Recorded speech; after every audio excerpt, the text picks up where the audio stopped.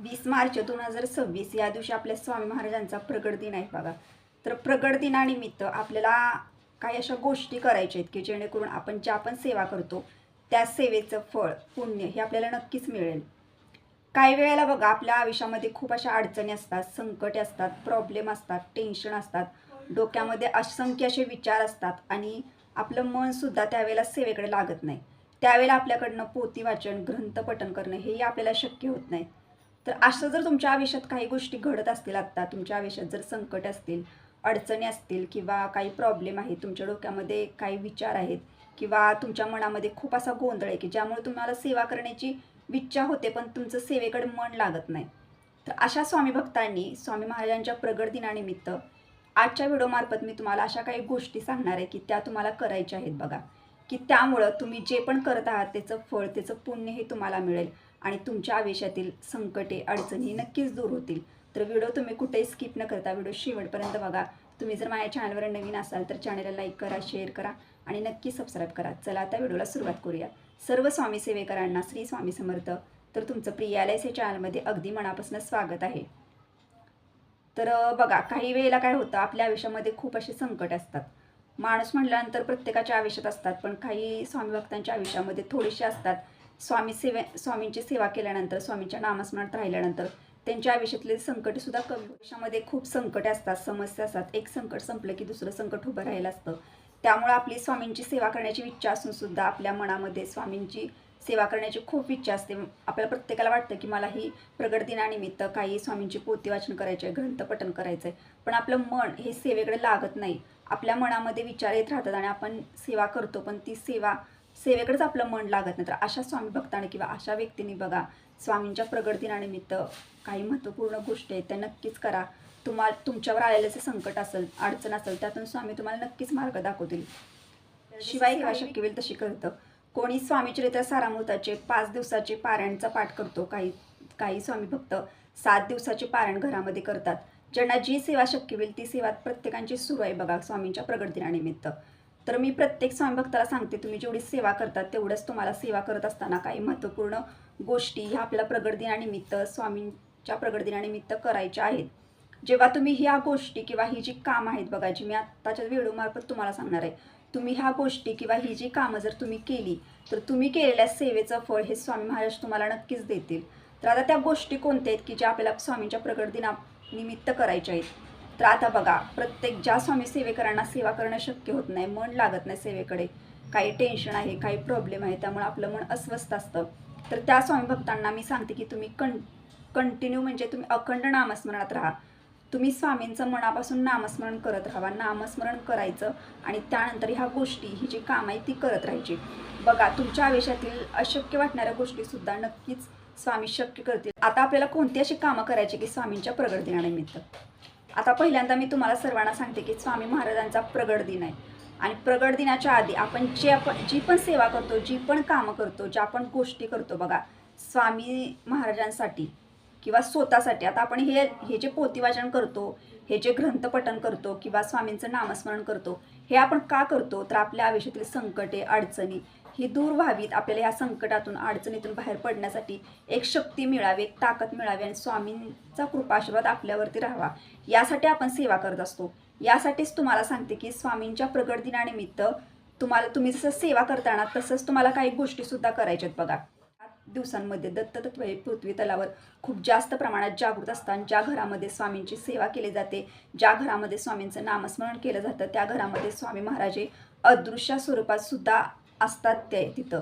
त्यासाठी तुम्हाला सांगते की तुम्हाला अशी कोणती कामं घरामध्ये करायची आहेत किंवा बाहेर करायचे आहेत. तर पहिल्यांदा तुम्हाला सांगते की तुम्ही जेव्हा सकाळी लवकर उठता, आता लवकर उठल्यानंतर आपली जी घरातली कामं असेल ती सर्व आपण करत असतो. बाहेर काही दादा जॉब करत असतील, काही महिला बाहेर जॉब करत असतील, तर तुम्हाला एक सांगते की तुम्हाला जेव्हा पण बघा, तुम्ही जेव्हा जॉबला जाता किंवा तुम्ही इतर ठिकाणी जाता कोणतेही तुमचं काम करण्यासाठी, आपल्याला जर एखादी गरीब व्यक्ती जर दिसली किंवा ती तुमच्या समोर जर आली तर नक्कीच तिला तुम्ही एक 5-10 रुपयाची नक्कीच मदत करा. गरीब व्यक्तींना आपण जेवढी मदत करतो ना, तेवढा आपल्याला त्यांचा कृपा आशीर्वाद मिळत असतो आणि तेवढे आपल्यावर स्वामी प्रसन्न होत असतात. यासाठी पहिल्यांदा सांगते की तुम्ही जेवढी सेवा करताना तेवढंच तुम्हाला गरजू गरीब व्यक्तींना सुद्धा मदत करायची. आता जरी तुम्ही जॉबला निघाल आहात किंवा बाहेर निघाल आणि तुम्हाला गरजू गरीब व्यक्ती जर दिसलेच नाही, तर तुम्ही एखाद्या मंदिरामध्ये जावा.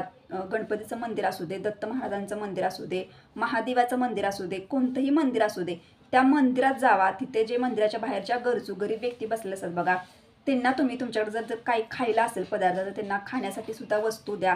तुम्हाला यथाशक्ती जी पण मदत यथाशक्ती जी असेल ते तुम्ही त्यांना मदत करू शकता. मग तुम्ही अन्नदान करू शकता. तुमच्याकडे जे पदार्थ आहेत ते त्यांना देऊ शकता किंवा एखाद्या दुकानातून तुम्ही त्यांना काही खाण्यासाठी पदार्थ आणून सुद्धा देऊ शकता. किंवा त्यांना तुम्ही 5-10 रुपयाची, जास्त नाही पण 5-10 किंवा 20 रुपयाची सुद्धा तुम्ही यथाशक्ती त्यांना मदत करू शकता. किंवा तुम्ही त्यांना कपडे सुद्धा घेऊन देऊ शकता. असं तुम्ही काही पण मदत त्यांना करू शकता आणि ती मदत तुम्ही नक्कीच करा. कारण जेव्हा आपण स्वतः एखाद्या गरजू गरीब व्यक्तींना मदत करू शकतो म्हटल्यानंतर तुम्ही जर मदत केली तर नक्कीच तुमच्या आयुष्यातील संकटे अडचणी नक्कीच दूर होतील बघा. आणि ही खूप महत्त्वाची गोष्ट आहे, महत्त्वाचं काम आहे. कारण आपल्याकडनं खूप अशा चुका होतात. आपण स्वामींची सेवा म्हणजे नुसती सेवाच करत राहतो. स्वामींची सेवा म्हणजे नुसतं पोथी वाचन करणं, नुसते ग्रंथ पठण करणं, नुसतं नामस्मरण तर अखंड करायचंच आहे, नुसते माळजप करणं ही स्वामींची सेवा झाली नाही. हे नंतर स्वामी प्रसन्न होणार आहेच, हे नंतर आपल्याला स्वामींचा एक कृपा आशीर्वाद मिळणारच आहे. पण त्याच्या व्यतिरिक्त जाऊन ना जी महत्त्वाची सेवा असते की ज्यातून आपल्याला स्वामींचा, मग तुम्ही कमी सेवा करा तरी सुद्धा स्वामी तुमच्या हाकेला धावून येतील. तर ती सेवा ही गरीब व्यक्तींना मदत करायची. मंदिराच्या बाहेरच्या व्यक्तींना तुम्ही नक्कीच मदत करा, त्यांचा एक आशीर्वाद मिळवून घ्या. असं नाही की तुम्ही पैशाच तुम्हाला त्यांना मदत करायची. तुम्हाला जी वस्तू तुम्हाला वाटते की बाबा त्या गरजू गरीब व्यक्तीला या वस्तूची किंवा ह्या गोष्टीची गरज आहे, ती वस्तू तुम्ही त्यांना घेऊन द्या. आता हे एक तुम्ही करू शकता. दुसरी गोष्ट अशी की तुम्ही मंदिरामध्ये जर जाता बघा, कधी पण दर्शनासाठी आपण जातो गणपतीच्या, म्हणजे कोणतं जे जवळपास मंदिर आहे त्या मंदिरामध्ये तुम्ही दर्शनासाठी जातो आपण. शिवाय आता स्वामींच्या मठामध्ये सुद्धा आपण जातो बघा.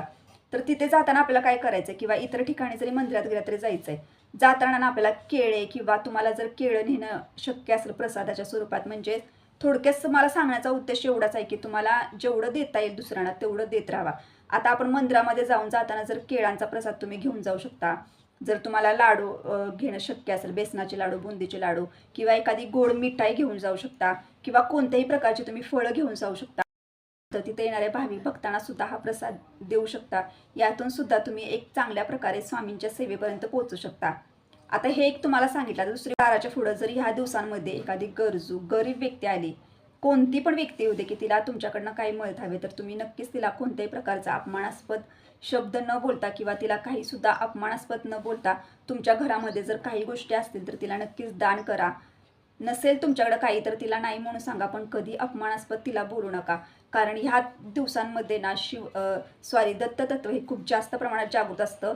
त्यासाठी सांगते की अशा चुका करू नका. तुम्हाला देणं शक्य असेल तर नक्कीच द्या. तुम्ही जेवढं दान धर्म करणार ना तेवढं तुम्हाला एक स्वामींचा कृपा आशीर्वाद मिळणार आहे. तेवढा तुमच्या आयुष्यातील संकटे अडचणी यातून तुम्हाला मार्ग मिळणार आहे. यासाठी सांगण्याचा उद्देश एवढाच आहे की तुम्हाला जेवढं गरजू गरीब व्यक्तीला मदत करणं शक्य होईल तेवढं करा. आता एखादी गरजू व्यक्ती आहे बघा, खूप अशी गरज आहे तिला एखाद्या गोष्टीची किंवा पैशाची गरज आहे त्या व्यक्तीला, तर तुम्हाला एक सांगते की ते जर व्यक्ती तुमच्याकडे मागत आहे तर ती गरीब आहे आणि गरजू व्यक्ती आहे बघा, तर तिला तुम्ही तुमच्याकडे जर यथाशक्ती पैसे जरी असते तर ते देऊन टाका तिला. कारण काही वेळेला काही व्यक्तींची अशी म्हणणं असतं की एखादी व्यक्ती आपल्याकडनं पैसे घेते वेळ आल्यानंतर आणि ती पुन्हा ते आपल्याला परत करत नाही. यासाठी त्या व्यक्तीला नाही म्हणून सांगतात. पण तुम्हाला एक सांगते की आपल्याकडे जेव्हा जास्त असतं बघा, आपल्याकडे समजा माझ्याकडे जर 10 रुपये आहेत आणि एखादी व्यक्ती गरीब आहे, गरजू व्यक्ती आहे आणि तिनं जर मला 5 रुपयाची मागणी केली, तिला खूप गरज आहे 5 रुपयाची, पण माझ्या मनामध्ये असा विचार आला की मी तिला जर ह्यातले 5 रुपये दिले आणि तिनं जर मला वेळेवर नाही परत केले तर काय, तर हा विचार तुम्ही करू नका. तुम्हाला एक सांगते की तुम्ही जेव्हा त्या 10 रुपये मदत तिला जर 5 रुपये जरी दिलं, आता ते तिनं वेळेला आपण तिला मदत केली आणि वेळेला जेव्हा तिला मदत केल्यानंतर तिचा आत्मा आपल्याला आशीर्वाद देतो आणि हे सर्व स्वामी बघत असतात. आपल्याला स्वामींनी देणाऱ्यातलं केलेलं आहे, म्हणजे आपण दुसऱ्यांना देऊ शकतो ही एक तुमच्या मनामध्ये एक आनंद वाटतो तुम्हाला. आणि जेव्हा आपण त्या व्यक्तीला देतो, आता तिनं जर आपल्याला नंतर नाही परत केले, ते 5 रुपये तिनं परत नाही केले, तर तिचं ते वाईट कर्म आहे आणि त्या कर्माची जी शिक्षा असते ती नक्कीच मिळते. पण आपण आपलं चांगलं कर्म करायचं, कारण देवानं आपल्याला देणाऱ्यातलं ठेवलेलं आहे. म्हटलं तर आपल्याकडे जर जास्त पैसे असतील तर नक्कीच तुम्ही त्या गरजू गरीब व्यक्तीला नक्की मदत करा. जेवढं तुम्ही ग्रंथपठण करणार आहे, जेवढं तुम्ही नामस्मरण करणार आहे, जेवढं तुम्ही माळजप करणार आहे, तेवढीच महत्त्वाची सेवा आहे बघा. गरजू गरीब व्यक्तींना मदत करणे, अन्नदान करणे, एखाद्या भुकेलेला अन्नदान करणे, प्राणी मात्र जरी आपल्या दारापुढे आलेत बघा, म्हणजे एखादा प्राणी, पक्षी किंवा काही पण असू दे, जर तुमच्या दारापुढे आले, जरी तुम्हाला ते नाही आवडत, तर आपण त्यांना काही असेल तर आपल्याकडे ते खाऊ घालायचं बघा. त्यांचा पण आपल्याला एक आशीर्वाद मिळतो. आणि स्वामींनी हेच सांगितलं की माणुसकी हाच खरा धर्म आहे. यासाठी एवढंच सांगते की तुम्ही जेवढी पोथी वाचन करता, जेवढं स्वामींची सेवा करता, या सेवेमुळं बघा काय होणार, पोथी वाचन आणि स्वामींचं ग्रंथपठण आपण केलं ना, की आपल्याला अडचणीतून मार्ग तर मिळणार आहे आणि स्वामीचा तर आशीर्वाद आपल्यावर राहणार आहेत. पण ह्याच्या व्यतिरिक्त तुम्हाला एक गोष्ट सांगते की स्वामींना जर काही गोष्टी आवडत असतील तर त्या ह्या आहेत की प्रत्येकाला मदत करायची, गरजू गरीब व्यक्तींना मदत करायची, प्राणी मात्रावर दया करायची. या गोष्टी ह्या जेवढ्या आपण करणार ना, तेवढा आपल्याला स्वामी सेवेचा अनुभव लगेच येणार. यासाठी एवढंच सांगते की तुम्हाला जर काही वेळेला स्वामींची सेवा करून पण अनुभव येत नसेल तर अशा गोष्टी करा की ज्या या व्हिडिओमार्फत मी तुम्हाला सांगेन. प्रगट दिनानिमित्त करा. बघा, तुमच्याकडनं जर सेवा जरी होत नसतील ना आणि तुम्ही नामस्मरण नुसतं केलं आणि ह्या गोष्टी, ही जी कामं जरी दररोज केली ना, जरी नाही तुम्हाला कोण गरजू गरीब व्यक्ती भेटले तर मंदिराच्या बाहेर खूप असतात बघा, मंदिराच्या बाहेर जाऊन सुद्धा तुम्ही दानधर्म करू शकता. पण नक्कीच करा. बघा, स्वामी सेवेतला हा खूप महत्त्वाचा अनुभव तुम्हाला येईल. तुमची जी इच्छा असेल, मनोकामना असेल, ती नक्कीच स्वामी महाराज पूर्ण करतील. तुमच्या आयुष्यातील अडचणी, संकटी ह्यातून तुम्हाला मार्ग मिळेल. तर अशा पद्धतीने मी तुम्हाला आजच्या व्हिडिओमार्फत स्वामींच्या प्रगट दिनानिमित्त ज्या स्वामी भक्तांच्या आयुष्यात संकटे, दुःख, प्रॉब्लेम आहेत, पण सेवा करण्याची इच्छा आहे, पण सेवेकडे मन लागत नाही, त्यांनी ह्या गोष्टी, ही कामं नक्की करा. जे स्वामी भक्त स्वामींची ह्या दिवसांमध्ये सेवा करतात, पोथी वाचन करतात, पूजा करतात, सर्व प्रकारच्या सेवा करतात, त्यांनी सुद्धा ही कामं नक्कीच करा. बघा, तुम्हाला स्वामी सेवेचा अनुभव लगेच येईल. तर तुम्हाला जर हा व्हिडिओ आवडला असेल तर लाईक करा, शेअर करा, नक्की सबस्क्राईब करा. भेटा आता नेक्स्ट व्हिडिओमध्ये. पण सर्व स्वामी सेवेकरांना श्री स्वामी समर्थ.